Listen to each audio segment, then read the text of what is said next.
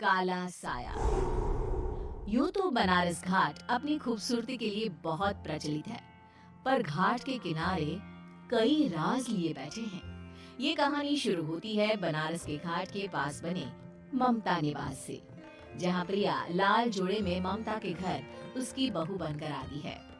आओ आओ बहू, घर को अपने पैरों से पवित्र करो। ममता घर की दहलीज पार कर ही रही होती है कि अचानक एक बहुत गंदी सी बास पूरे घर में फैल जाती है।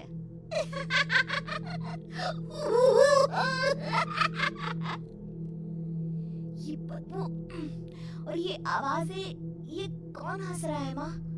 अब ये पड़ोसी ना हमारे थोड़े अलग से है। कहाँ हम शाकाहारी और ये मांस मच्छी खाने वाले। छोड़, तू ध्यान मत दे और गृह प्रवेश कर। और हाँ बहू, अपनी सास की एक बात हमेशा याद रखना, इन पड़ोसियों से तो कभी बात नहीं करेगी। अच्छे लोग नहीं है ये।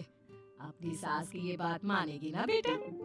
हाँ माँ, जो आपकी मर्जी, मैं उनसे बात नहीं करूंगी। अगले दिन प्रिया अपनी पहली रसोई बनाने रसोई घर में जाती है। ये छोटी बात तो नाक में जा रही है। एक काम करती हूँ, खिड़की खोल देती हूँ। प्रिया खिड़की खोलने जाती है। इतने जाले, लगता है इस खिड़की को कभी खोला ही नहीं गया। पर ऐसा क्यों?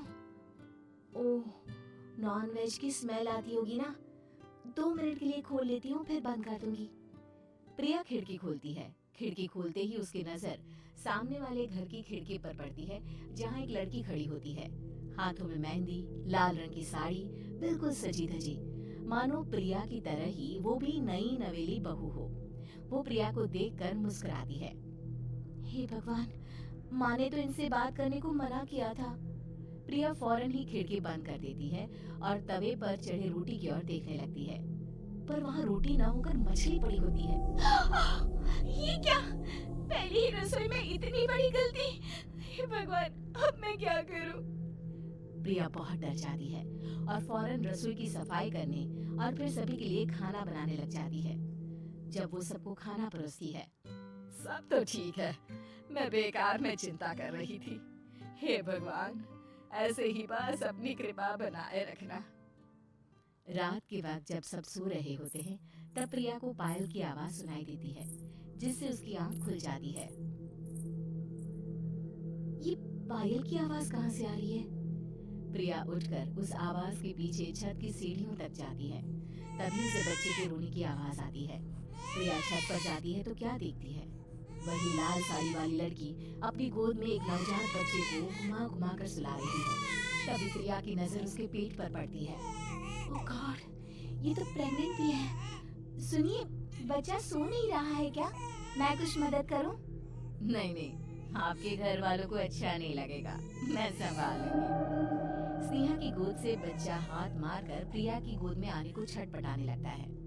दोनों घर अगल बगल में बने होने के कारण प्रिया उस बच्चे को गोद में ले लेती है। प्रिया के पास आते ही वो सो जाता है। बच्चे का वो स्पर्श रात भर प्रिया भूल नहीं पाती और अगली सुबह वो छत पर कपड़े सुखा रही होती है, तभी उसे एक औरत इशारा करके बुलाती है।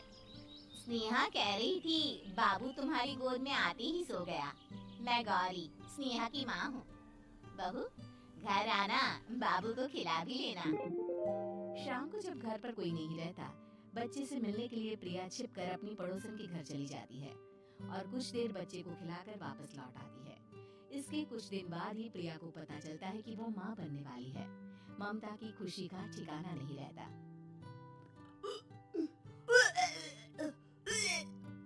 माँ जी, पता नहीं क्यों उल्टी आ रही है।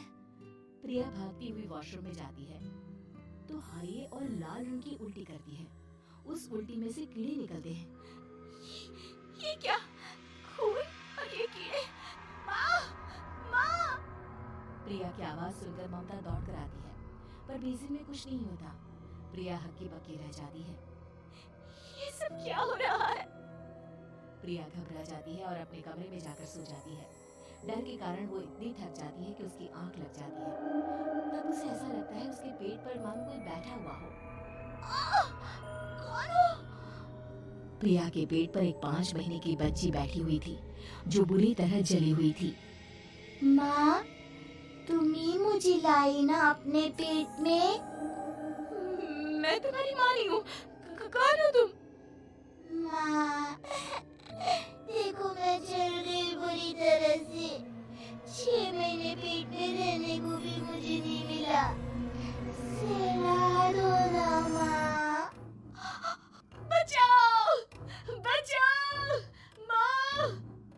ममता दौड़कर कमरे में आती है। प्रिया की बातें सुनकर वो सब समझ जाती है। तू कहीं बगल वाले घर में तो नहीं जाकर आई ना बहू? मुझे माफ कर दो, मैं गई थी माँ। उस घर में सब मरे हुए हैं बहू। कई साल पहले स्नेहा उस घर में बहू बनकर आई थी। कुछ ही दिन में वो एक बच्चे को जन्म देने वाली थी। पूरा घर बच्चे के आने की खुशी में खोया था कि एक दिन अचानक उस घर में आग लग गई। सब बुरी तरह जलकर मर गए। गौरी आज भी दादी बनने का इंतजार कर रही है और इसीलिए स्नेहा ने अपना अजन्मा बच्चा तुम्हारी कोख में डाल दिया। ममता ये कह रही होती कि पीछे से उसके पैरों को एक बच्चा पकड़ लेता है। दादी, दादी। माँ, स्नेहा की गोद में यही बच्चा था। ये बच्चा कौन है फिर? तेरी मौत है। तेरी भी दादी।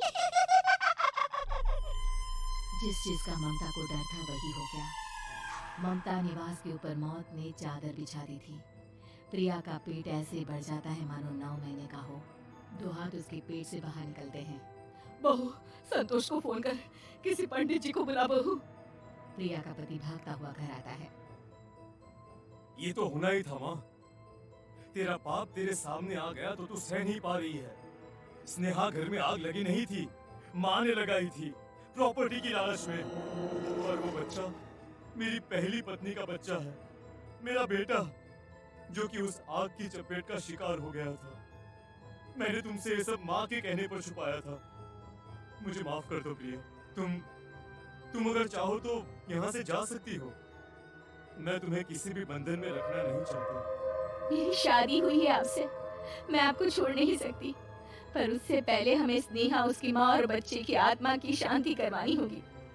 संतोष और ममता गौरी के घर जाते हैं। अंदर सब कुछ जला हुआ होता है। जमीन पर जली हुई लाशें बिखरी हुई थी। ममता रो रो कर अपनी करने की माफी गौरी से मांगती है। प्रिया स्नेहा के घर वालों का अंतिम संस्कार करवा देती है और ममता निवास फिर से आत्माओं के साए से मुक्त हो जाता है।